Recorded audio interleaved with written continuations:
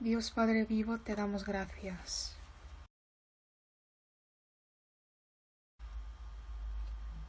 No sabíamos de ti, de tu amor. Pensábamos que este mundo que vemos con nuestros ojos era todo lo que existe, cuando hacíamos lo que quisiéramos, cuando andábamos errantes. Tú nos amaste primero, nos manifestaste tu amor. Dios, que nos diste tu gran amor en la cruz. Dios, que nos hiciste entender tu amor asombroso, te damos gracias. Y también después de ser salvos, siempre tú nos sustentas y nos guías. Y nos has puesto en la iglesia que es tu cuerpo. Gracias por hacernos tus trabajadores preciosos.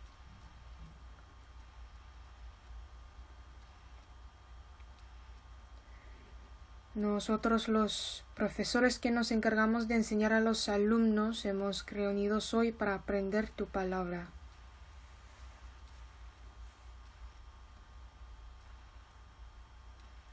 Enséñanos la sabiduría correcta y danos el corazón del sabio, para que podamos enseñar bien tu palabra, que es importante para los almas que se nos acercan.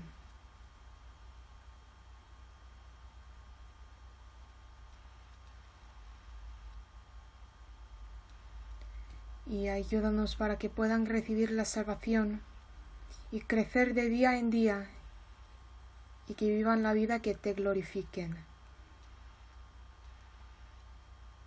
Y también para nosotros, para que podamos vivir la vida bienaventurada y deseable, ayúdanos más. Todo este tiempo que nos diste lo dejamos solo en tu mano. Hemos orado en el nombre de Jesucristo que nos ama. Amén. Primero vamos a buscar San Juan capítulo 5.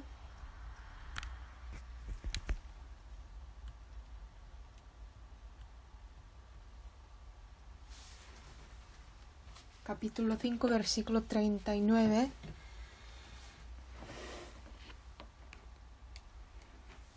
Solo un versículo leamos juntos. Escudriñad las Escrituras, porque a vosotros os parece que en ellas tenéis la vida eterna, y ellas son las que dan testimonio de mí. Nos dio Dios la Biblia.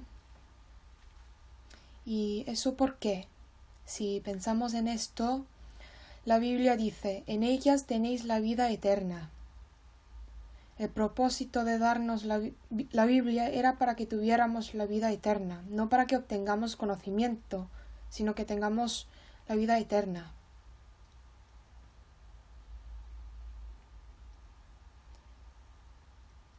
Y nosotros hemos obtenido la vida eterna a través de la palabra de la Biblia.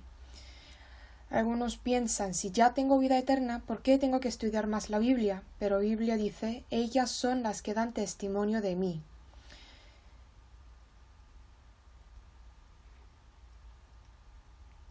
Dios nos da testimonio de Él y tenemos que saber continuamente a Jesús. Y también tenemos la responsabilidad de dar el testimonio de la verdad de Jesús a otras personas. Por eso tenemos que aprender seguidamente de la Biblia. Esto es muy importante. Y busquemos segunda Timoteo capítulo 3.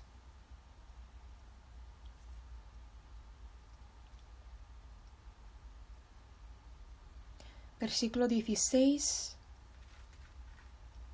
17, leamos juntos. Toda la Escritura es inspirada por Dios y útil para enseñar, para redarguir, para corregir, para instruir en justicia, a fin de que el hombre de Dios sea perfecto, enteramente preparado para toda buena obra. Dice, toda la Escritura es inspirada por Dios. Había unos 40 escritores de la Biblia y toda la Escritura es inspirada por Dios. Por eso cuando leamos la palabra de Dios, cuando lo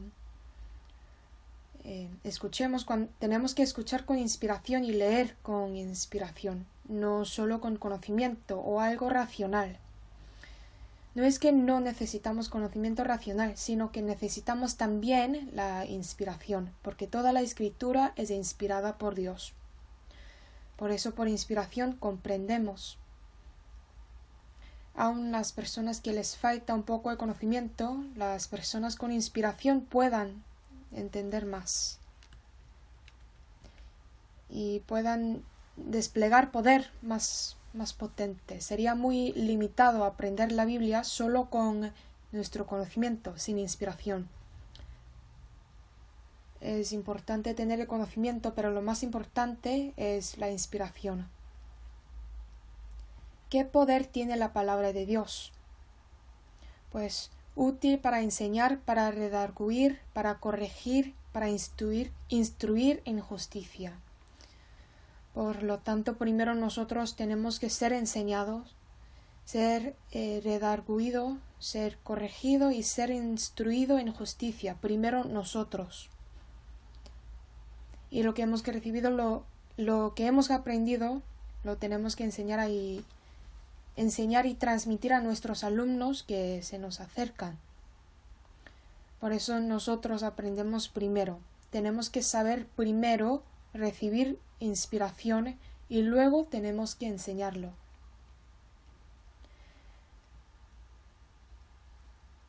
A fin de que el hombre de Dios sea perfecto, enteramente preparado para toda buena obra. Solo la Biblia tiene este poder. ¿Cómo puede ser perfecto? Tiene que recibir la salvación. Hay muchas personas perversas en este mundo, su pensamiento y su vida es así. Y en este mundo no hay manera para enderezar a este tipo de personas. Por más que se pongan buena ropa, que coman buena comida, que reciban buena educación, por más que hagan estas cosas no pueden ser perfectas. Sin embargo, la gente cambia si aprende la palabra de Dios, si recibe la vida eterna y obtiene la inspiración continuamente. El pensamiento y el corazón, el hecho se va a enderezar, va a ser recto. Por eso solo Biblia puede hacer el hombre perfecto y hacer toda buena obra. Ser humano no tiene el poder de hacer buena obra, nosotros tampoco. Pero el poder de la palabra de Dios puede hacer el hombre perfecto y hacer buena obra. Ya hemos empezado a servir como maestros y para nosotros las buenas obras serían la obra de Dios, la obra de enviar el Evangelio de Dios, la obra de salvar al alma, la obra de enderezar la vida de otras personas.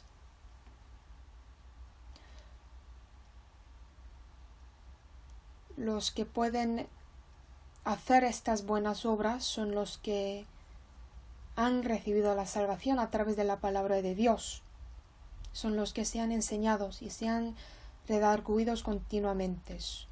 Solo este tipo de personas pueden hacer buenas obras y Dios va a manifestar su obra a través de estas personas.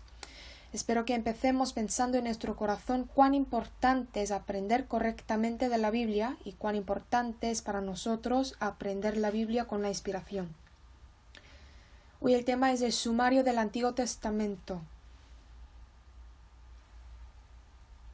Y como saben bien, aprender el Antiguo Testamento dentro de 1 hora y media es casi imposible.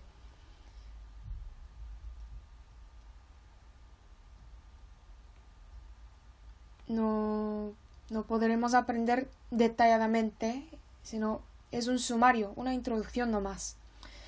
Vamos a ver el resumen, no vamos a averiguar cada árbol, sino que vamos a ver un bosque, vamos a observarlo, dar una vista y eso también sería útil para nosotros. Y lo detallado tendrían que estudiar personalmente. Por eso les di impreso y con este documento vamos a estudiar. Primero veamos la composición de la Biblia. Dice, la Biblia cuenta con 1189 capítulos. Lo saben, ¿verdad? Unos 40 escritores escribieron 66 libros de la Biblia. Escribieron 66 libros. Hay 1189 capítulos y 31.173 versículos. Por palabra hay 774.746 palabras y por letra hay 3.567.180 letras. No lo he contado yo, solo he visto un documento y puesto aquí, según la versión de King James. Sería variable por cada versión. Y aparecen 1.551 lugares y 2.930 personas.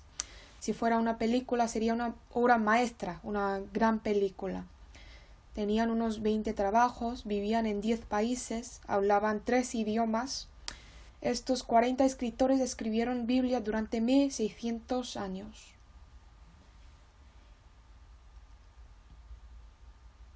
La Biblia está dividida en 2 partes, Antiguo y Nuevo Testamento, y hoy aprendemos el Antiguo Testamento. Testamento significa el pacto entre Dios y hombre.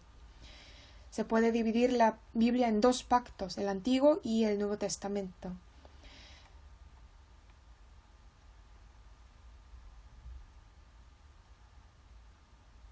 Desde la perspectiva documental, el Antiguo Testamento empieza con el libro de Génesis y termina con el Malaquías, y el Nuevo Testamento empieza con el libro de San Mateo y termina con el Apocalipsis. Desde la perspectiva doctrinal y clasificación por época, el Antiguo Pacto empezó desde el capítulo 20 del Éxodo y se abolió en la cruz. Y el Nuevo Pacto empezó desde la muerte de Cristo y sigue eternamente. Por eso, en un sentido amplio, el Antiguo Testamento es la anotación de Dios que gobernó a su pueblo en esta tierra que está sujeto a la ley. El Nuevo Testamento es la anotación de Dios que gobernó a su iglesia que está bajo la gracia del cielo. Por lo tanto, hay un periodo vacío de 400 años entre Malaquías y San Mateo. Eso no es el blanco, sino que es la cruz. La cruz es la intersección del Antiguo y Nuevo Testamento. Se cumplió la promesa de enviar Mesías. Jesús lo cumplió. Y muchas promesas de Jesús, esas son nuevos pactos para la iglesia. Por eso se puede dividir el Antiguo y el Nuevo Testamento entre 3 partes: historia, experiencia y profecía. Que vean este gráfico, por favor. Ya vamos a aprender de Génesis. Génesis es un nombre del coche de Corea, Genesis, fabricado por Hyundai. Es también un nombre del coche, pero significa comienzo, el origen. Todo el comienzo está en el Génesis. ¿Por qué llora hombre? ¿Por qué vino pecado al hombre? ¿Por qué el ser humano tiene que vivir en la angustia, en el sufrimiento? ¿Por qué hay enfermedad y por qué hay muerte? ¿Por qué hay guerra, odio y homicidio? Todo este tipo de origen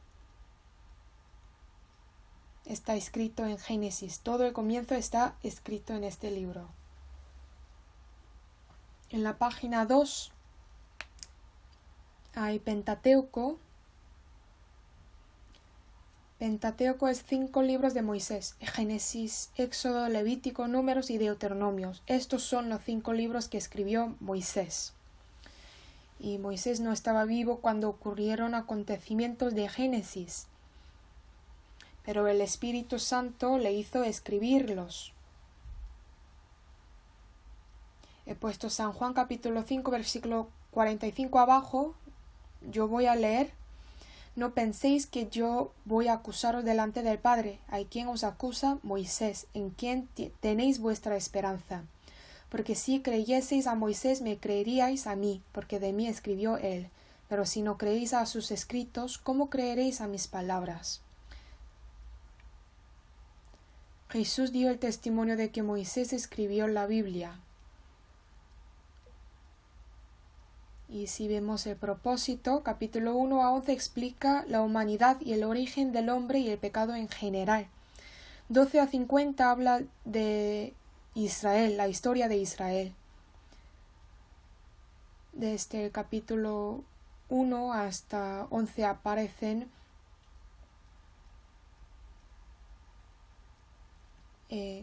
cuatro gran asuntos, primero de la creación y luego el hombre pecado y caído, el diluvio de Noé y la torre de Babel, 4 acontecimientos, y llamó Dios a Abraham e hizo una nación de Israel.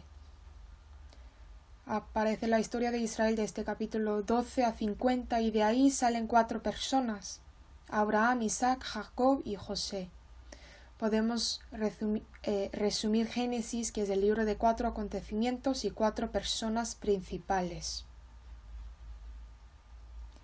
Génesis es el primer libro de la Biblia y el Apocalipsis es el último. Y si los comparamos, podemos encontrar un significado. No existe pasado antes de Génesis y no existe futuro después de Apocalipsis.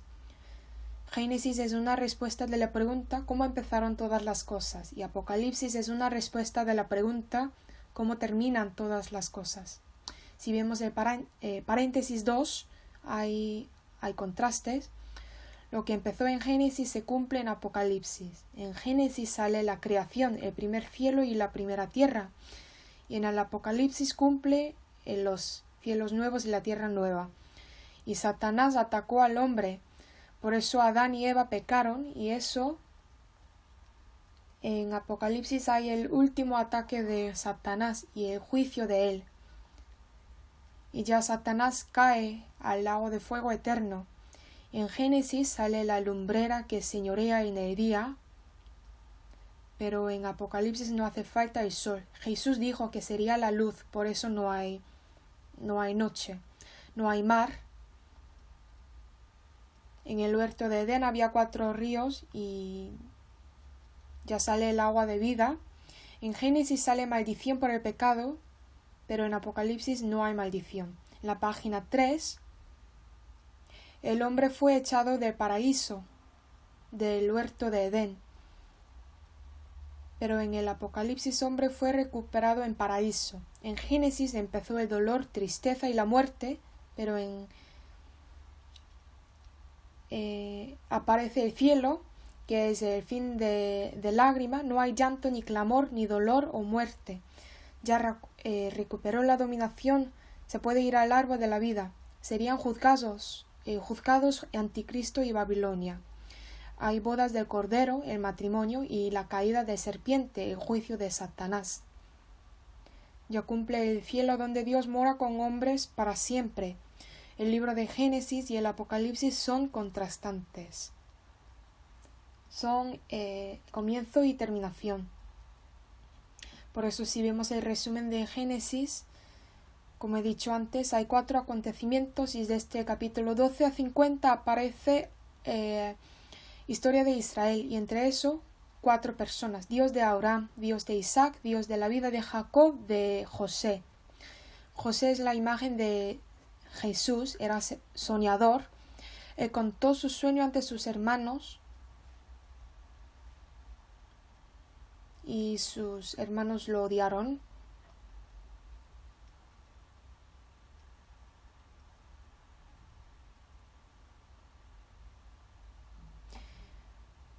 Él contó su sueño ante sus hermanos, por eso sus hermanos lo odiaron. Fue vendido por sus hermanos y fue al Egipto.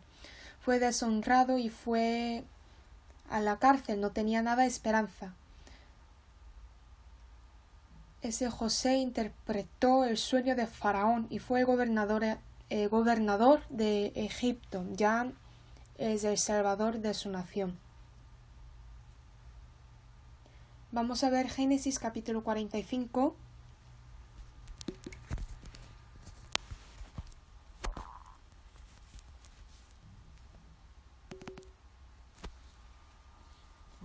Génesis capítulo 45, versículo 3.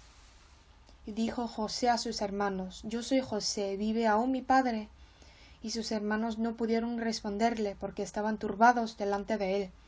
Entonces dijo José a sus hermanos: Acercaos ahora a mí.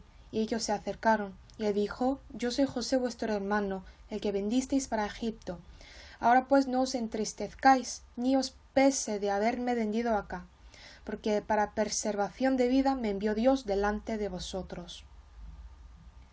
Aquí sale providencia de Dios.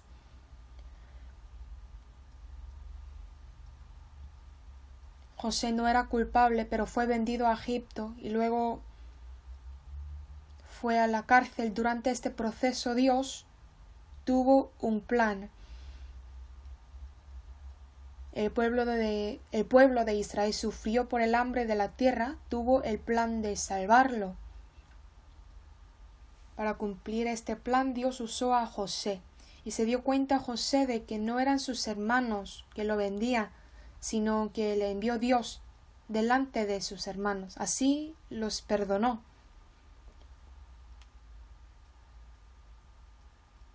No solo los perdonó, sino los trajo todos e hizo vivir en Egipto.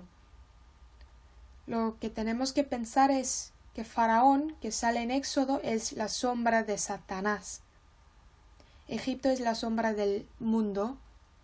Moisés es la sombra de Jesús. Pero Faraón, que sale en Génesis, es la sombra de Dios. Faraón hizo José que fuera el gobernador y le dio toda autoridad. Y a través de ese José, el pueblo de Israel pudo venir a la tierra de Gosén. Ya Israel podía disfrutar de todo lo bueno de Egipto. Por eso Faraón en Génesis es la sombra de Dios. Y Faraón en Éxodo oprimió al pueblo de Israel, lo hizo ser su siervo. Si nació hijo, lo echó al río para que muriera. Ya ese Faraón es la sombra de Satanás.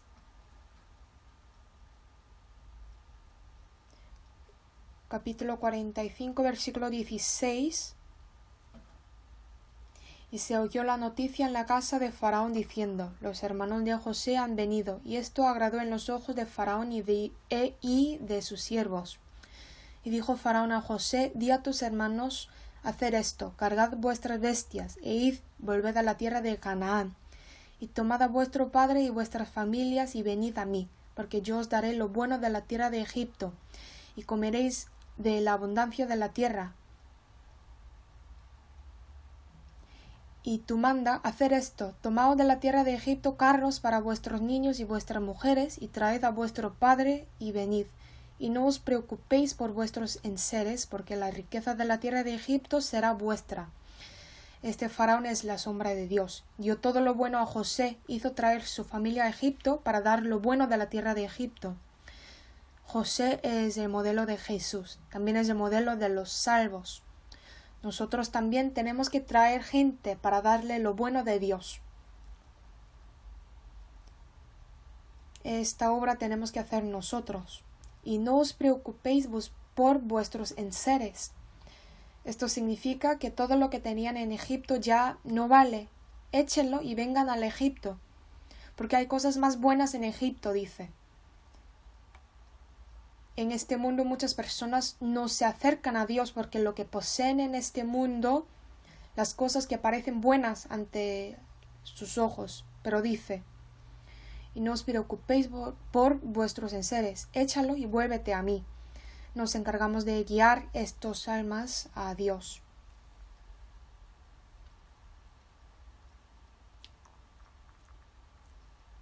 Y vamos a ver Éxodo.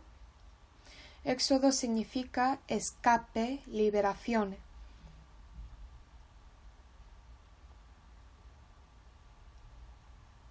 Aquí en este libro también salen muchos símbolos de la salvación de Jesús. En la Biblia hay 3 tipos de la experiencia de escape: salvación de Israel en Egipto, luego salvación de pecadores tras Cristo en la cruz, y la salvación de los santos tras la muerte en este mundo.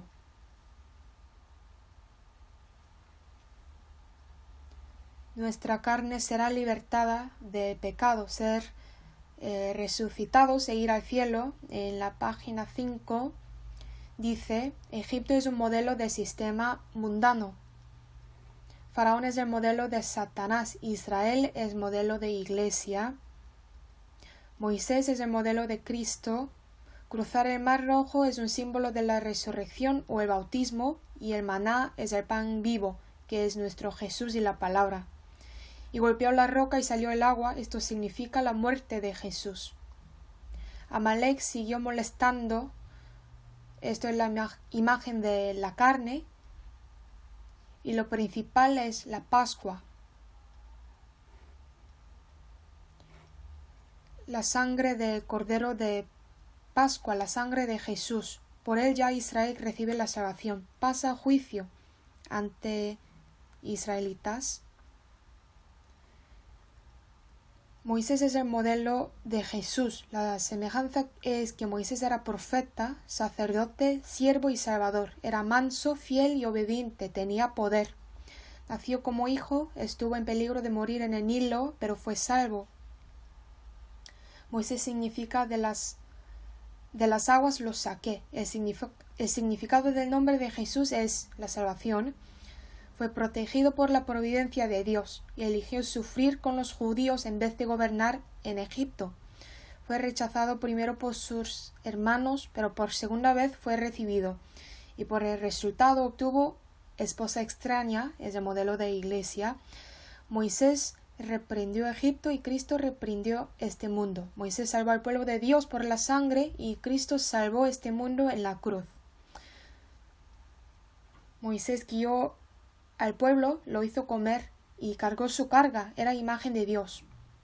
Muestra todas las obras de Jesús a través de Moisés como una sombra. Y por un lado, Moisés era representante de la ley, pero no pudo llevar a Israel a la tierra prometida. Por eso golpeó 2 veces la roca. Dijo: os he de hacer salir aguas de esta peña. Quiso mostrar su gloria y ocultar la gloria de Dios. Por eso, en el fin, Moisés vio la tierra de Canaán, pero no pudo entrar, porque era representante de la ley. Pues la ley por medio de Moisés fue dada, pero la gracia y la verdad vinieron por medio de Jesucristo. Explica que por la ley no podemos acercarnos a Dios. Cuando hablamos de modelo, no toda su vida sea imagen de algo. Tenemos que distinguir bien el sentido de la enseñanza en él. Que vean el resumen de Éxodo, y cuando leemos Éxodo desde el capítulo 25 aparece el tabernáculo. El contenido de eso sería un poco difícil, pero el tabernáculo es un modelo perfecto de Jesús. Y si aprendemos detalladamente del tabernáculo, podemos saber que eso de verdad explica precisamente de Jesús. Nos enseña cómo debemos vivir. Número 5. Éxodo y vida cristiana. Por Cristo nos salvó con su sangre, la Pascua. Por resurrección de Cristo somos salvos de Egipto. Y nos guía por el Espíritu Santo, columna de fuego y nube. En la página 6, suministro de nutrio a través del maná, palabra, y luego de agua de vida, y luchar contra Amalek. Solo puede vencer la lucha contra Amalek con palabra y oración. Así sale el viaje desde Egipto hasta Canaán, pues esto no es un viaje de los santos tierra hasta cielo, sino que es un viaje espiritual, una herencia, la gloria. Esto tiene sentido más correcto. Y Levítico, si pensamos Levítico, nos ocurre 5 ofrendas y 7 fiestas. Génesis explica del pecado, el origen de pecado, cómo los hombres pecaron. Éxodo es el libro que explica cómo hemos recibido salvación. Y Levítico enseña cómo los cristianos, los salvos, servir a Dios. Está escrita en el impreso. Número 2, el tema. Génesis explica del pecado del hombre y el castigo. Éxodo es el libro que explica la redención y Levítico trata de separación y comunión. La vida santa dividida del pecado. compartir comunión y servir al Señor. Entonces, ¿cómo lo podemos hacer? Lo explica en concreto el libro del Levítico. Si vemos el resumen del Levítico, aquí salen muchas ofrendas, los holocaustos, las ofrendas de paz, ofrenda por el pecado, ofrendas expiatorias. Los holocaustos son las ofrendas que deben quemar, es el sacrificio de Jesús. Las ofrendas son flores de harina, es decir, la vida de Jesús, su carácter manso y santo. Las ofrendas de paz es Jesús que cumplió la paz con nosotros. Las ofrendas por el pecado es Jesús que se encarga de nuestro pecado. Y las ofrendas expiatorias es Jesús que perdona nuestro pecado individual. Y si lo aplicamos al revés, nosotros primero servimos al Señor tras ofrendas expiatorias. Encontramos nuestro pecado individual. Al escuchar la palabra, esto es pecado, eso es pecado también. Hay muchos pecados que he cometido, así lo pensamos, ¿no?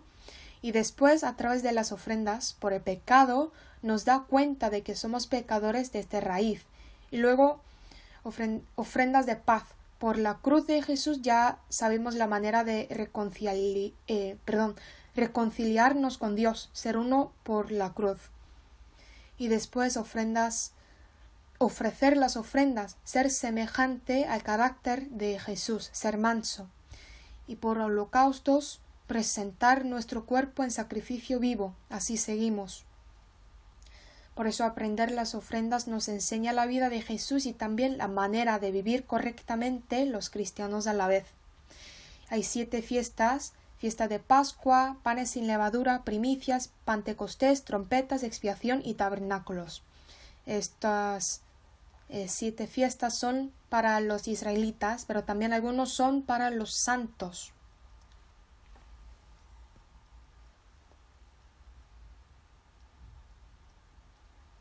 La Pascua es la muerte de Jesús. La fiesta de panes sin levadura es comer panes sin levadura. Significa que los salvos deben vivir la vida limpia. Primicias es la resurrección de Jesús. Pentecostés es la venida del Espíritu Santo.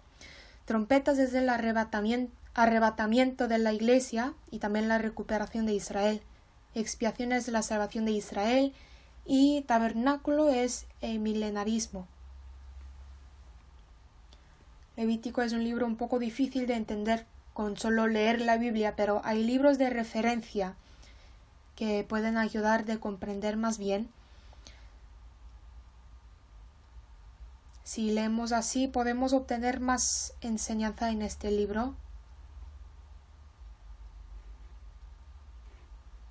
Y el libro de Números significa que han contado, por eso contaron 2 veces.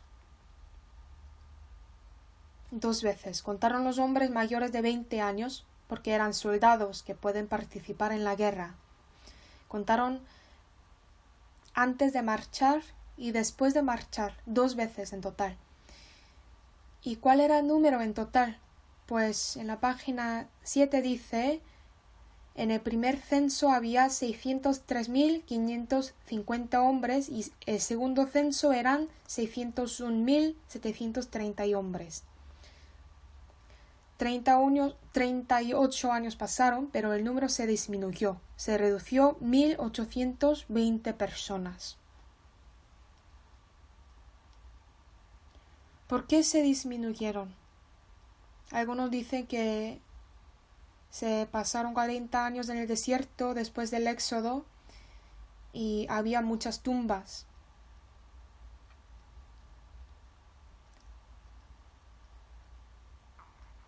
Y se dice que es una marcha de la muerte, un desfile de funeral, así describe.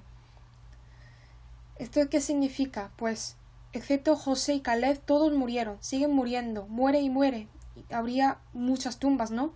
Esto es que el viejo hombre de nosotros muere, el antiguo alma muere y ya entra la nueva generación. Es decir, que el viejo hombre muere y el nuevo hombre persigue la herencia, la gloria. Por eso en la página 7 explica el hecho de que Israel fracasó en Cades Barnea y la antigua generación, que era incrédula, anduvo perdido. Y se dice que era el desfile funeral más largo en toda la historia. Solo Josué y Caleb tenían derecho de entrar a Canaán y Moisés no pudo entrar he dicho antes, por su pecado de desobediencia. Moisés es el representante de la ley. Toda la raíz del pecado que cometió Israel en el desierto está basada en la desconfianza. Israelitas siguieron quejándose, murmuraron, quisieron regresar a Egipto, adoraron el becerro, estaban en contra de Moisés. Era una continuación de desobediencia. Por eso anduvieron perdidos en el desierto. Hoy en día, si vivimos la vida de desobediencia también, la vida sería como el desierto. Era muy seco, peligroso, no había lugar de descansar. Y la razón por la cual vivieron la vida en el desierto era por la desobediencia. Hoy en día hay muchos cristos que han recibido salvación por la sangre del Cordero, pero no disfrutan la herencia dentro de Cristo. Por eso entrar a Canaán no es ir al cielo, no solo eso, es más obtener la gloria de disfrutar de la herencia. Ya somos salvos, entonces tenemos que disfrutar de la gloria de Canaán, pero sigue perdiéndose en el desierto. Eso es el continuo de desconfianza.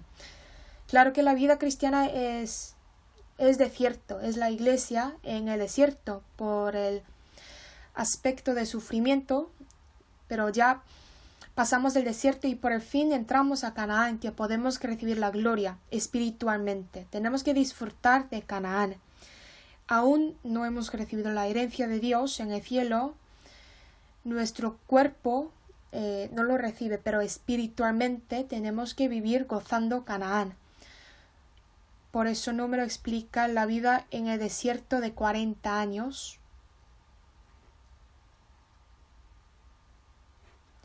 Y la columna de fuego y nube es la sombra del Espíritu Santo. Nosotros vivimos la vida cristiana y Dios nos salvó. Dios salvó a Israel de Egipto y lo puso en el desierto para entrenarlo. Porque hay guerra en Canaán, hay 7 tribus en Canaán. Si decimos Canaán es cielo, entonces eso es incorrecto, porque hay guerra en Canaán. Tenemos que luchar para obtener la herencia, la gloria de Dios. Luchamos para conseguirlo. Ya iban a combatir en la guerra, pero antes eran esclavos en Egipto. Siendo como esclavos no pueden luchar. Por eso tienen que ser el ejército fuerte. Y para hacer ejército necesitan entrenamiento. El desierto era entrenamiento. Y con la columna de fuego y nube, Dios guió a Israel hacia adelante. No solo con las nubes, sino también con las trompetas de plata. Si ven Números capítulo 10, hizo crear 2 trompetas de plata y cuando las tocaron toda la congregación se reunía y si toca solo una, entonces se congregaron los príncipes, movieron los campamentos cuando tocaron alarma, así les dio decretos. Eso es que Dios en esto con palabra guía a los salvos muy detalladamente. Y Deuteronomio significa abrió y habló de nuevo. Viene de la declaración de Moisés de la ley al pueblo de Israel por segunda vez. Antes de entrar a Canaán, Moisés habló de la ley, explicó la palabra de Dios y el propósito era porque había unas razones por las cuales Moisés habló de la ley en la frontera de Canaán. Ya para la nueva generación, excepto Caleb y Josué, todos murieron en el desierto. Ya tenía que hablar de la ley a la nueva generación. Y antes eran peregrinos, pero ya tienen que luchar en la guerra. Deberían estar preparados. Y Moisés murió. Josué era el nuevo líder. El pueblo de Israel tenía que obedecer a Josué como obedeció a Moisés. Y en la tierra de Canaán había muchos ídolos. Quería advertir el peligro de ello y explicó cómo pueden tener éxito en la vida cristiana. Que lean el resumen de Deuteronomio y vamos a pasar a Josué. En Josué aparecen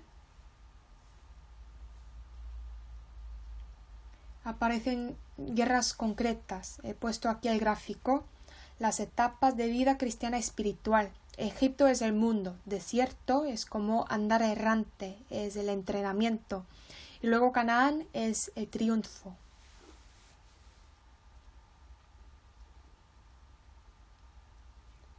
Por eso en Egipto había tristeza y en el desierto era frustración que viene de la desconfianza o el entrenamiento a través de sufrimiento, y Canaán es la vida de triunfar.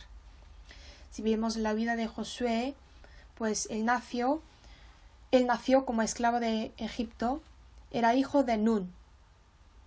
Nun significa ojo en coreano, por eso algunos se confunden con este nombre. Era de la tribu de Efraín.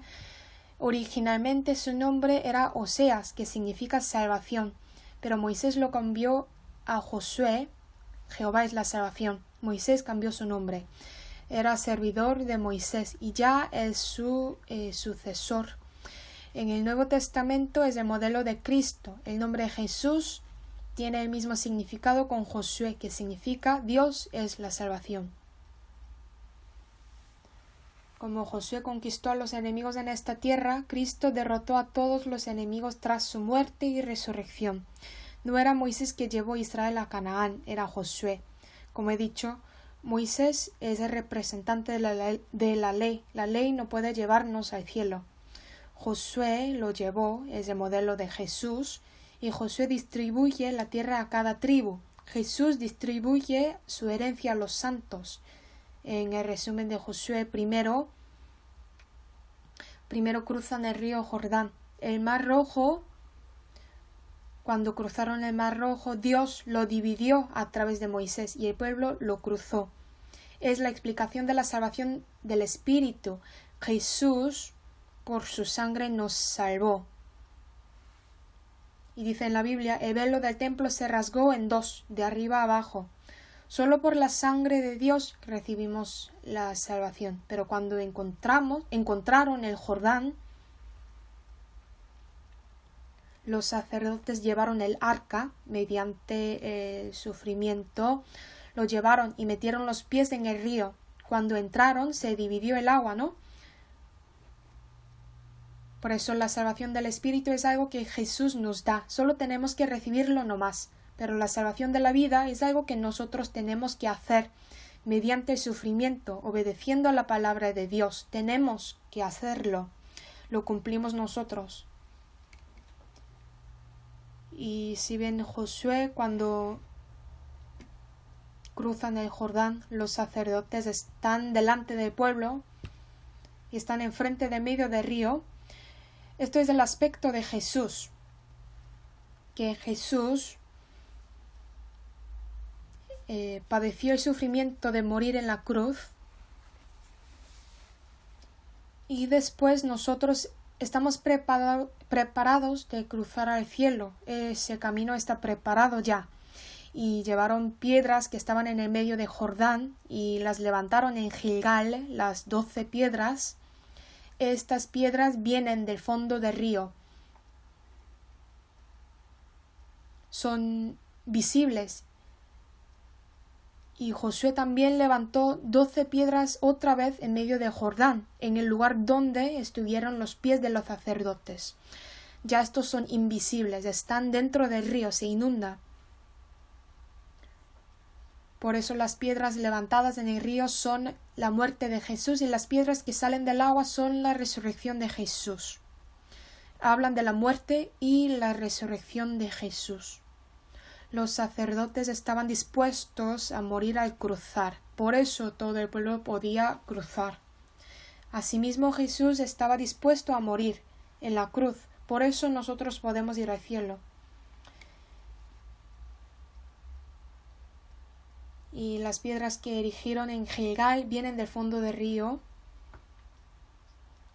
Jesús que venció la muerte y resucitó. Por eso tras su muerte y resurrección cumplió nuestra salvación. Entonces, ¿por qué hizo que levantaran piedras en Gilgal? Pues son monumento conmemorativo. Hay siguiente generación, ¿no? La nueva generación va a mirar este monumento y preguntar. Y van a saber que Dios guió a Israel, servirá a ellos como enseñanza. Y eso es que cuando lo ven los enseña que tienen que predicar a todas las personas. Por esta razón hizo erigir piedras como monumento conmemorativo. Este contenido sale en Josué capítulo 4, Cuando leemos la Biblia, Génesis, también Éxodo, Levítico, Números, Josué, hay algo escondido, que el Evangelio de Jesús está escondido en todos los libros. Hemos leído al empezar, todas las escrituras son las que dan testimonio de mí. Cualquier libro leemos, Biblia nos explica del último mensaje que es Jesús, el Evangelio de Jesús. Desde Génesis la buena noticia está escondida, es un secreto. Después de darnos cuenta del Evangelio, podemos saber, en el Génesis también hay Evangelio, en Éxodo también, en Levítico, en todos los libros. Toda la Biblia habla de la muerte y la resurrección de Jesús, para que creyendo tengáis vida en su nombre. Y el resto de nuestra vida, los salvos, vivimos para el Evangelio del Señor. Esto es la clave de la Biblia. Siempre es el Evangelio, el mensaje. Y vamos a ver la página 10, que es Jueces. Jueces es el libro que estaba escrito la historia de Israel después de la muerte de Josué, la época de confusión. Por eso sigue repitiendo bendición y maldición, castigo y arrepentimiento y la salvación. Los jueces no son reyes. En el número 2 dice, aparecen 13 jueces, son personas elevadas por Dios que derrotan al enemigo y dan reposo al pueblo. No son líderes del país, son guías regionales. Había mujer también, eran personas ordinarias, pero los usó Dios que hicieran cosas grandes, es el poder de Dios. Número 3. Antes de ver el número 3 he puesto Jueces capítulo 1, versículo 1. Aconteció después de la muerte de Josué que los Israel consultaron a Jehová diciendo, ¿quién de nosotros subirá primero a pelear contra los cananeos? El comienzo era bueno. Ellos preguntaron a Jehová. Pero en el capítulo 21, versículo 25, en estos días no había rey en Israel, cada uno hacía lo que bien le parecía. Ya no preguntaron a Dios. ¿Cuál es la llave de triunfar en nuestra vida cristiana? Es preguntar a Dios. Entonces, ¿cuál es la razón por la cual fracasa la vida cristiana? Es no preguntar a Dios. La respuesta es la Biblia. Preguntar a Dios significa obtener la respuesta por la palabra. Por la palabra de Dios busca la solución y lo obedece. Eso es la llave de triunfo. Y la llave de fracasar es no dependerse de la Biblia, no obedecer la palabra. Jueces nos enseña cómo podemos triunfar y cómo podemos fracasar la vida cristiana. Y el número 3, la razón por la cual Dios dejó naciones ajenas en Canaán, para castigar a Israel, para probar y confirmar a Israel, para que tengan la experiencia de la guerra y para impedir la devastación de la tierra. Amalek es la sombra de nuestra carne y Dios dijo que tenemos que luchar contra él. En Canaán había 7 tribus. Dijo Dios, destruye a Amalek, echa a 7 tribus. Esto significa nuestra carne, el pecado.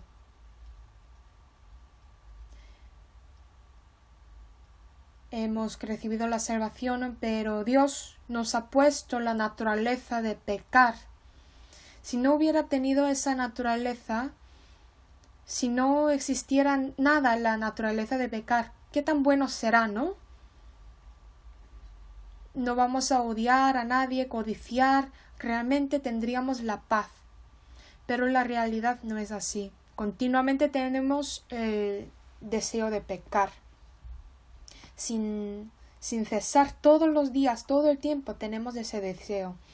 Entonces, ¿por qué Dios dejó a los salvos esa naturaleza de pecar? ¿Por qué falta el poder de Dios? Pues nos dejó esa naturaleza para que nos apoyemos en Dios más.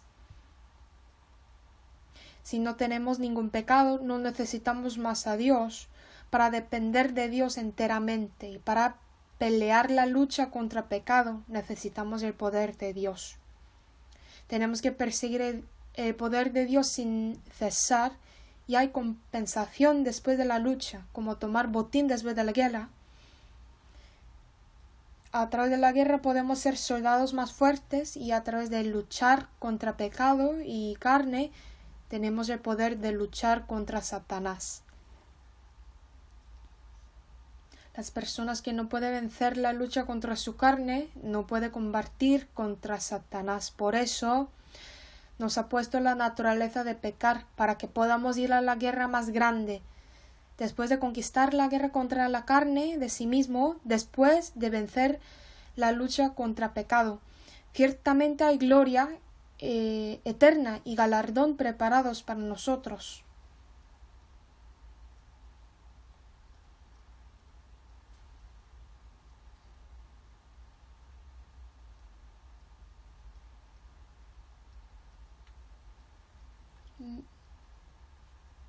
Me falta mucho el tiempo. Aquí en Jueces, entre muchos jueces, hay Sansón. Sansón era muy fuerte. La marca Samsonite de maletas y equipaje, su nombre también se deriva de Sansón. Él era nazareo, significa distinguido. Dios distinguió a Sansón, era hombre distinguido con poder. Pero el problema era que amó a la mujer más que a Dios. Se enamoró de Dalila, se durmió en ella. Y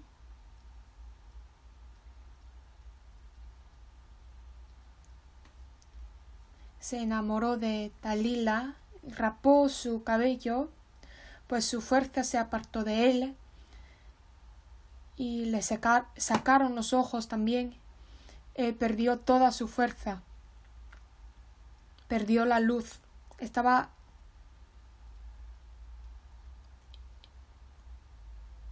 Sansón estaba atado con cadenas, perdió la libertad y moría en la cárcel. Él de verdad pudo vivir la vida preciosa, pero se convirtió en la vida que solo da testimonio vergonzoso, porque había algo que amó más que Dios. Había algo que amó más que Dios y él se durmió. Esto es la enseñanza para nosotros. Vamos a ver la página 12. Lo que sucede en Ruth pasó durante la época de Jueces, pero hay gran diferencia entre ellos. Porque en Ruth aparece la fe, la creencia. Aunque era época fracasada, Dios ciertamente trabaja a través de alguien. Y hay 2 libros que vienen del nombre de mujer. Esto consola a las hermanas, ¿no? Ruth y Esther. Ruth era extranjera que se casó con judío y Esther era judía que se casó con extranjero. Dios usó las 2 para cumplir su obra. No importa la posición ni la situación, Dios usa a todos. Dios usa a los que dedican a Él. Y Ruth simboliza Cristo y su esposa. Señor llama a su esposa entre gentiles y judíos. Y Ruth empieza con funeral y termina con boda. Esposo de Noemí murió y su hijo murió, él murió, es funeral. Pero en el fin Ruth se casa con Booz. Es un final feliz. ¿Y cuál era la llave para eso? Era la decisión de Ruth. ¿Qué decisión era? Tu pueblo será mi pueblo y tu Dios mi Dios. Nosotros también, La decisión correcta de verdad cambia la vida. Hemos recibido la salvación por nuestra buena decisión, ¿no? Hemos decidido a creer en Dios y después de ser salvos, como Daniel, que estaba dispuesto a vivir la vida para el Evangelio, esta decisión y resolución puede cambiar la vida totalmente. hemos decidido a ser profesores y era una buena decisión. Yo también me encargué de enseñar a los niños por 8 años más o menos. Pienso que era buena decisión. Aún ahora pienso así. Y ustedes también, bien hecho. Y ya vamos a ver Samuel, Reyes y Crónicas. He juntado aquí. Hay muchos reyes en estos libros. Hay profetas y reyes. Al ver a Reyes y Crónicas, el rol de cada rey es muy importante. Si un rey obedece bien a Dios, todo el pueblo sirve a Dios. Si un rey se deprava y adora al ídolo, todo el pueblo lo persigue. En 1 Pedro dice que nosotros los salvos somos real sacerdocio. Por eso yo intento de vivir la vida correcta, entonces las personas alrededor de mí también reciben bendición. En la página 13, 1 y 2 de Samuel, Samuel era último juez y primer profeta. Por eso en Samuel sale Samuel, Saúl y David, los tres. Y en Primera y Segunda de Reyes salen reyes de los reinos de Israel al norte y Judá al sur. Y después Esdras y Nehemías. Es la historia del cautiverio de Babilonia. Fueron cautivados por Babilonia, pero según la profecía de Dios, regresa en 70 años. Después de regresar, edifican el templo, el muro, y empieza el movimiento de restablecimiento espiritual. Este contenido está escrito en Esdras, Nehemías y Ageo. En la página 14 hay crónicas. Hay diferencia entre especialistas según los documentos, que lo vean por favor. Y en el año 606 a.C., por la invasión de Babilonia, fueron cautivados. En 536 a.C. había primer regreso, era el regreso en 70 años, y en el año 445 a.C. Nehemías fue el líder, había tercer intercambio de cautivos y reconstruyó el muro. En aquel tiempo había Esdras y Nehemías como líderes, y Nehemías era el copero del rey. El rey Artajerjes de Persia era su copero. Ya desde Judá vinieron unos hermanos. Preguntó de su familia la situación de Jerusalén, y dijeron ellos que el pueblo padeció mucho. Casi toda la ciudad se cayó, se quemó toda la puerta y el muro. Al escuchar estas noticias se entristeció. Por eso lloró y ayunó ante Dios. Estaba triste su rostro. No debería estar triste ante la presencia del rey, pero en su corazón tenía esa tristeza y preocupación. Y el rey lo vio. ¿Por qué está triste tu rostro?, preguntó el rey. Y Nehemías le dijo sobre su país noticias tristes. Entonces el rey dijo: ¿qué cosa pides? Y luego envía todas las materiales y personas para que puedan reconstruir el muro. Carnalmente Nehemías era copero del rey. Antes existía el copero porque siempre había influencia de asesinar al rey.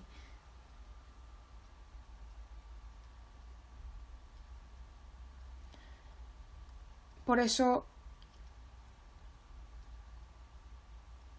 el copero era alguien que el rey puede confiar.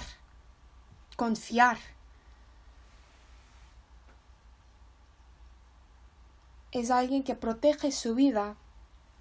Por eso era persona con poder y honor. A Nehemías no le faltaba nada para vivir. Pero él amó a su patria, a su sangre. Tenía el corazón de amar a su pueblo. Por eso hizo obtener el apoyo del rey y regresa a su país y reconstruye el muro. También a nosotros es necesario tener ese corazón. Dios trabaja a través de este tipo de persona. Y vamos a ver Esther. Los sucesos de Esther ocurrieron entre Esdras capítulos 6 y 7. El carácter de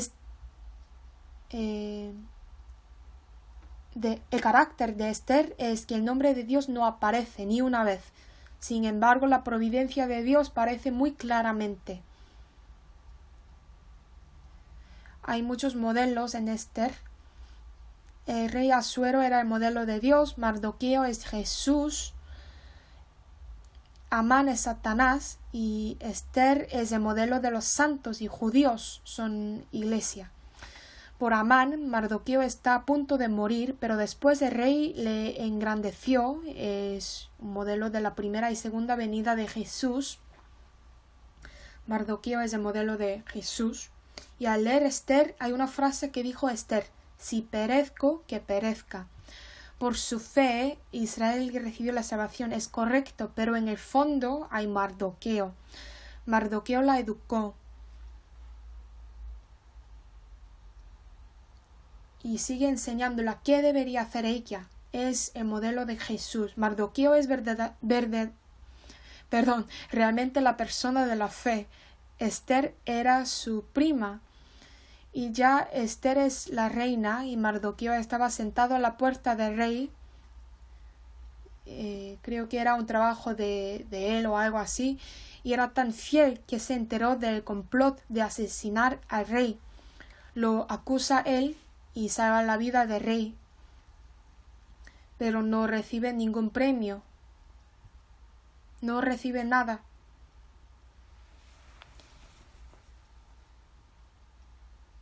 Y después se le fue el sueño al rey y leyó el libro de las memorias y crónicas. Entonces halló escrito que Mardoqueo había denunciado la conspiración y que fue salvo por Mardoqueo. Y el rey pregunta: ¿qué honra o qué distinción se hizo a Mardoqueo por esto? Nada se ha hecho con él. No le dio nada. Y díjole el rey: ¿quién está en el patio? Y en ese momento Amán había venido. Amán vino tan temprano para hablarle al rey para que hiciese colgar a Mardoqueo en la horca. Y el rey pregunta: ¿qué se hará al hombre cuya honra desea el rey? Y Amán responde varias respuestas porque pensaba que era él, pero en realidad era Mardoqueo. Por eso Amán condujo a caballo por la plaza de la ciudad e hizo pregonar delante de él todo para Mardoqueo que él quiso matar. Esto es el modelo del Evangelio. Y Amán es el modelo de Satanás. Quería matar a Jesús. En el fin, Amán quiso matar a todo Israel, pero por Mardoqueo y por la fe de Esther, todo es al revés. En la Biblia dice que muchos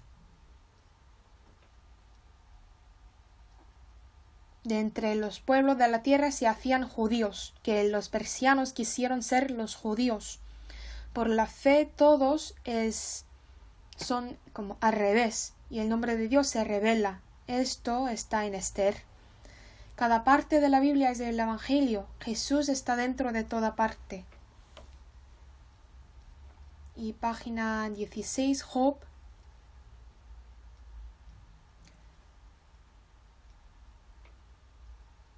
Tenemos una duda: ¿por qué Dios da sufrimiento a los santos? Yo soy salvo, pero ¿por qué Dios me hace padecer este sufrimiento? Es muy difícil y duro. Entonces, ¿qué tiene que leer? Job. Todos resolverán al leer Job. Nuestro sufrimiento no es comparable con lo de Job. Job es el representante y es real. Por eso, número 2.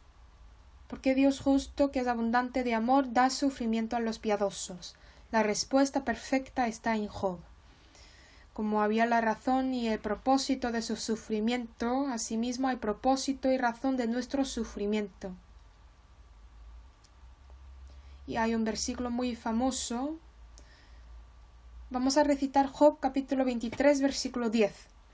Mas Él conoce mi camino, me probará y saldré como oro. En nuestro camino habrá muchas pruebas, aflicciones, dificultades, pero es un curso preparado por mí para probarme. Después de pasar todo esto, yo puedo salir como oro. Para ser oro tiene que refinar con fuego. Los que no han superado las pruebas no pueden tener la fe como oro. Es imposible. Dios permite sufrimiento a los que ama. En Salmos dice, bueno me es haber sido humillado. Y después es Salmos. Salmos es un libro más largo en la Biblia. Hay 150 salmos en total. Y el capítulo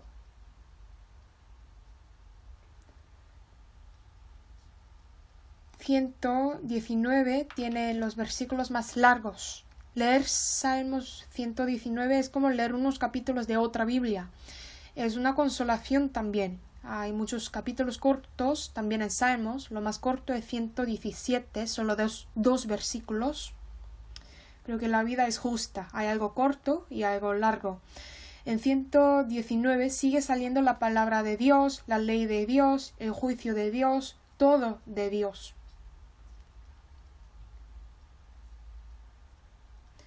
Entonces, ¿por qué Salmos 119 es tan largo? Porque la palabra es muy importante. Página 17, Proverbios. Proverbios es la comprensión de cierta sabiduría. Y el tema, la palabra principal es sabiduría. Claro que eso es Jesucristo. Se constituye de 31 capítulos, un capítulo para cada día. Hay muchas enseñanzas en Proverbios. No puedo decir cada uno de ellos, deberían leerlo seguidamente. Y al leer Proverbios, sabemos que es el libro que fue escrito hace miles de años. No solo esto, sino toda la Biblia, pero lo podemos aplicar en esta época también. Es muy asombroso. Si leemos un libro de hace 100 años, es difícil de aplicar hoy en día.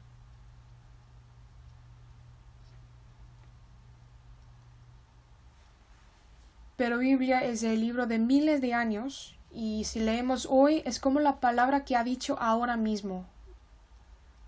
La verdad invariable.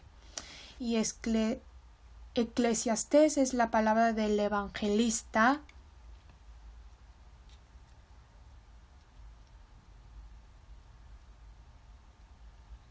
La palabra eclesia significa iglesia. Y en griego el texto original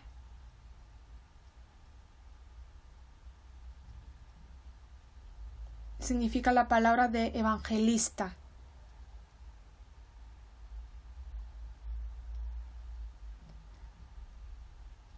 Por eso un eclesia, un grupo distinguido, el verbo de un líder en un grupo. Esto significa, es enseñanza para la iglesia.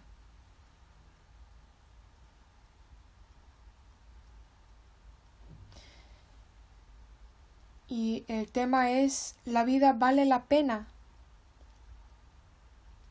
Aquí hay muchas vanidades, por eso la vida sin Dios es vana, debajo del sol, es decir, este mundo. Vanidad de vanidades, todo es vanidad. Y si comparamos Eclesiastés con Cantares, es muy contrastante. En la página 19, Cantar de Cantares de Salomón. Cantares es cantar del amor entre Salomón y Sulamita. Y también explica la relación entre entre Jesús e Iglesia, y la relación entre Dios y los individuos santos. Está compuesto de conversación. El amor está compuesto de conversación. Tienen que hablar mucho. Los casados que hablen mucho entre sí. Los santos también en la Iglesia tenemos que compartir mucha comunión con Dios también. Así es amor de la conversación. Número 3, comparación con Eclesiastés. El escrito es lo mismo. Salomón en los dos libros, Eclesiastés y Cantares, pero los dos libros son muy diferentes. Eclesiastés habla de la vanidad debajo del sol, pero Cantares canta de la felicidad de la vida. Eclesiastés habla de la vida errante, Cantares, el reposo desde la vida errante. Eclesiastés dice que todo trabajo debajo del sol era insatisfecho, pero Cantares dice que está satisfecho en Cristo. Por eso hay dos aspectos de la vida errante debajo del sol y la vida feliz en Cristo. Tenemos que vivir la vida de Cantares. Ya vamos a ver Isaías. Isaías significa Jehová es salvación. Página 20 dice que es una versión reducida de la Biblia. Está compuesto de 66 capítulos. Y también la Biblia está compuesta de 66 libros. Al leer Isaías de capítulo 1 a 39 habla de juicio de Dios. Y luego 40 a 66 habla del amor y su bendición. Es como versión reducida del Antiguo y Nuevo Testamento. Vamos a buscar Isaías capítulo 40.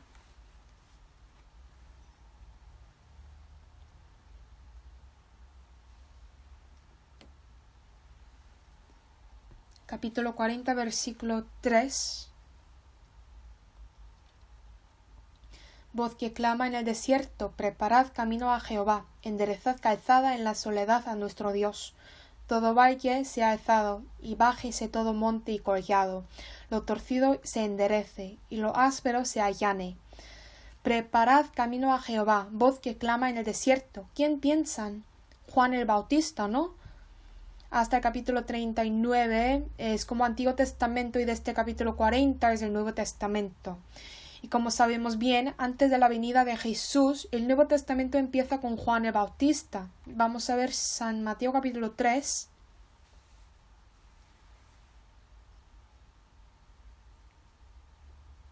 Capítulo 3, versículo 1. En aquellos días vino Juan el Bautista predicando en el desierto de Judea y diciendo: arrepentíos porque el reino de los cielos se ha acercado. Pues este es aquel de quien habló el profeta Isaías cuando dijo: voz del que clama en el desierto, preparad el camino del Señor, enderezad sus sendas. Juan el Bautista dio testimonio de Jesús. Es el comienzo del Nuevo Testamento. Y si vemos Isaías capítulo 66, versículo 22, porque como los cielos nuevos y la nueva tierra que yo hago permanecerán delante de mí, dice Jehová, así permanecerá vuestra descendencia y vuestro nombre. Habla de los cielos nuevos y la nueva tierra, ¿no? En la página última parte de Apocalipsis también habla de los cielos nuevos y la tierra nueva. El versículo 24, y saldrán y verán los cadáveres de los hombres que se rebelaron contra mí, porque su gusano nunca morirá, ni su fuego se apagará. Aquí sale fuego. Esto habla del infierno. Con cielo y fuego se acaba Isaías capítulo 66. Exactamente lo mismo con el Nuevo Testamento. Por eso se dice Isaías es la versión reducida de la Biblia. Vamos a pasar a Jeremías. Jeremías significa la persona que Jehová designó. Fue llamado cuando era joven, en su adolescencia. Él hizo ministerio durante últimos 40 años de Judá. Veía la caída de Judá. Era profeta de lágrimas. En la página 21 dice: el pueblo de Israel volvió las espaldas a Jehová y siguió a los falsos profetas que le guía a idolatría. Jeremías usó la palabra arrepentimiento 11 veces. Pero este pueblo no se arrepintió. Por eso estaba muy triste. Por esta razón se llama profeta de lágrimas. Dijo a los reyes que se rindieran a Babilonia. Por eso fue llamado traidor y se perjudicó. Jeremías tiene muchos puntos comunes con Jesús. Los dos no estaban casados, fueron rechazados en su tierra natal, hizo el ministerio bajo la amenaza de Babilonia y Jesús estaba bajo del dominio de Roma. Fueron llamados traidor por su pueblo, los falsos profetas oponían a Jeremías y los falsos religiosos oponían a Jesús. Los dos lloraron. Como Jeremías juntó a poco discípulo, no había mucho que seguía a Jesús y usaban muchos ejemplos y parábolas emocionantes a predicar. Eran mansos y estaban quebrantados. Parecían que fracasaron los dos, pero en realidad sus obras se convirtieron en obras exitosas por el poder de Dios. Toda la Biblia realmente explica sobre Jesús. Y Ezequiel, en Ezequiel sale juicio y salvación de Dios. Juicio y salvación aparecen repetidas veces en la Biblia. Y que lean esta parte y vamos a pasar a Daniel. Daniel también era joven cuando fue llamado, era cautivo, fue cautivado por Babilonia y de ahí le vino prueba. Pero Daniel propuso en su corazón no contaminarse con la comida del rey. Y sus 3 amigos, Sadrach, Mesach, Abednego, con sus 3 amigos guardaron la fe y mostraron el nombre de Dios. Durante su vida pasaron 4 gobernadores, Nabucodonosor, Belsasar, Darío y Ciro, y pasaron 3 reinos, Babilonia, Media y Persia. Daniel fue usado por Dios seguidamente. ¿Y por qué? Porque él dio testimonio de Dios, era testigo de Dios. La página 22, Daniel y Apocalipsis. Daniel es Apocalipsis del Antiguo Testamento, por eso sin leer Daniel no se puede entender de Apocalipsis. El libro de profecía más importante es del Antiguo Testamento. En el Antiguo Testamento es Daniel. Y Apocalipsis es del libro de profecía del Nuevo Testamento. Resumen de Daniel número 4. Historia personal. David es del capítulo 1 a 6. Pero esto no es del orden, no es del orden cronológico. Si ven número 3, orden de historia, les ayudará a entender más. Capítulo 7 a 12 sale la profecía de Daniel, profecía. La profecía más importante es de las 70 semanas. Era profecía para el pueblo de Israel. Pasaron 69 semanas y ya le quedó una semana. Es de 7 años de tribulación. Durante 7 años de tribulación, el pueblo de Israel recibe salvación. Este contenido ustedes deberían estudiar más aparte.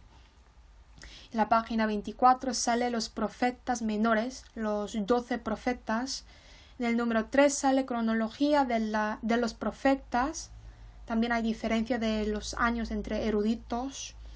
Si leen esto pueden saber más o menos quién vivió, en dónde, en qué tiempo. Y Oseas significa salvación. Dios dijo que tomara una mujer fornicaria, Gomer. Esta mujer pecó otra vez. Por eso Dios dijo otra vez que pagara y trajera de nuevo. Aquí mujer fornicaria, Gomer es Israel. Dios muestra su amor hasta el fin. En Joel hay desastre de Saltón y el día de Jehová, que significa 7 años de tribulación. Amos, Abdías, caída de Edom y Jonás. ¿De quién habla este Jonás? De mí, habla de mí. Desobedeció, no fue al Nínive, descendió a Jope y quiso ir a Tarsis. Tomó una nave y se echó a dormir al interior de la nave, pero encontró un gran viento y después fue echado al mar y entró al vientre de gran pez. Por eso los que desobedecen siguen bajándose por debajo, y en el fin Dios lo envió a Nínive y predicó. En realidad él no tenía corazón para Nínive, quería ver la caída de Nínive, pero Dios trabajó tras este Jonás.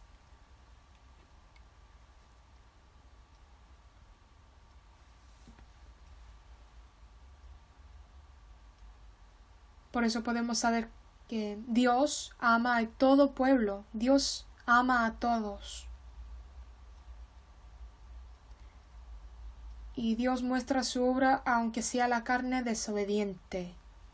Miqueas y Nahum, por fin Nínive se cae. Habacuc, el justo por su fe vivirá. Capítulo 2, versículo 4 de Habacuc.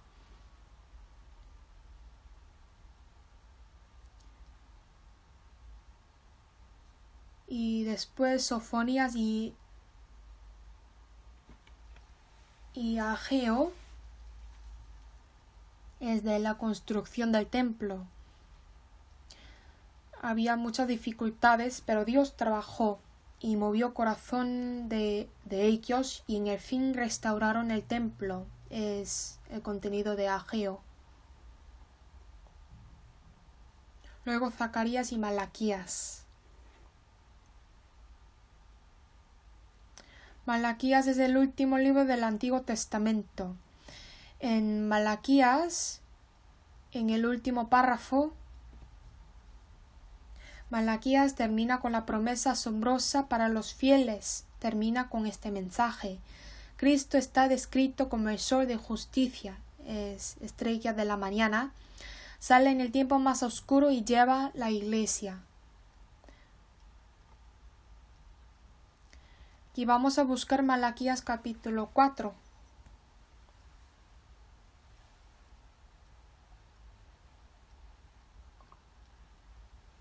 Malaquías capítulo 4, versículo 5.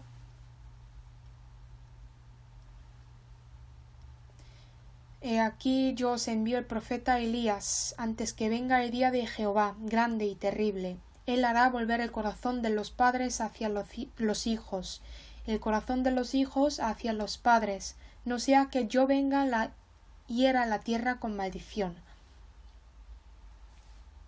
Con este verbo termina el Antiguo Testamento. Aquí dice que va a venir Elías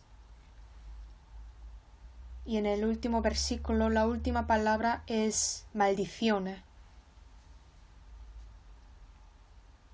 Que yo venga y hiera la tierra con maldición. Puede terminar diciendo buenas palabras como te voy a bendecir, algo bueno, pero aquí termina con maldición. Que yo venga y hiera la tierra con maldición. Dice algo malo. Algunos no entenderán esto. El Antiguo Testamento es la promesa de Mesías para mostrar la justicia de él. Y según la palabra, Jesús viene y quita toda maldición. Por eso en Apocalipsis no hay maldición. Apocalipsis capítulo 22, versículo 3. Y no habrá más maldición, y el trono de Dios y del Cordero estará en ella, y sus siervos le servirán, y verán su rostro, y su nombre estará en sus frentes. No habrá más noche, no necesita luz ni sol, Dios me alumbra, y yo reinaré. El mundo sin maldición viene. Por eso la Biblia realmente es final feliz.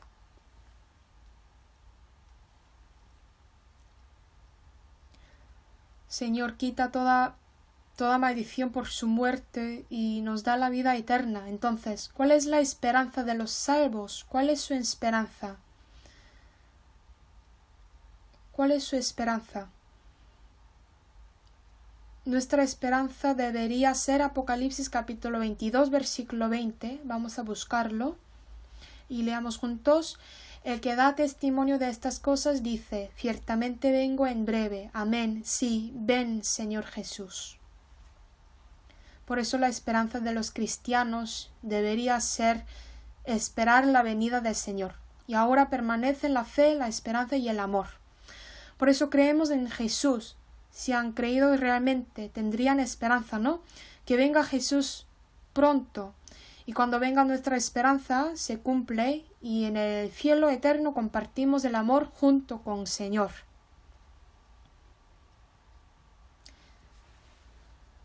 De todas formas, he acabado. Hemos aprendido mucho hoy.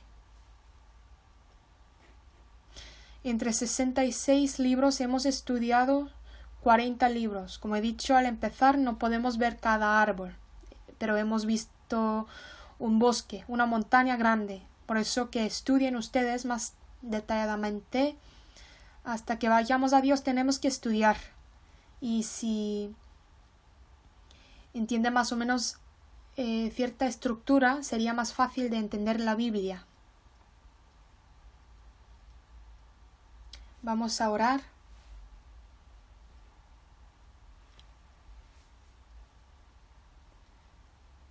Dios Padre que nos ama, te damos gracias. Gracias por llamarnos en esta iglesia que es tu cuerpo para servir a ti, y gracias por encargarnos de tu obra. Nos falta mucho al ver a nosotros mismos, hay mucha debilidad. Sin embargo, Señor, quien quiere cumplir la obra de Dios a través de nosotros, danos más sabiduría y poder. También danos la salud para hacer tu obra. Te rogamos que prepares toda buena cosa para hacer bien tu obra. Hay muchas pruebas y sufrimientos, pero te amamos y al hacer tu obra creemos de que Dios va a cumplir gran obra a través de nosotros y que va a guiar a muchas almas ante ti. Los hermanos y hermanas que han empezado la educación para nuevos profesores, que llene más el amor tuyo en su corazón, por favor. Y ayúdanos para que podamos hacer bien esta obra con una misión hasta que venga Señor. Hemos orado en el nombre de Jesucristo que nos ama. Amén.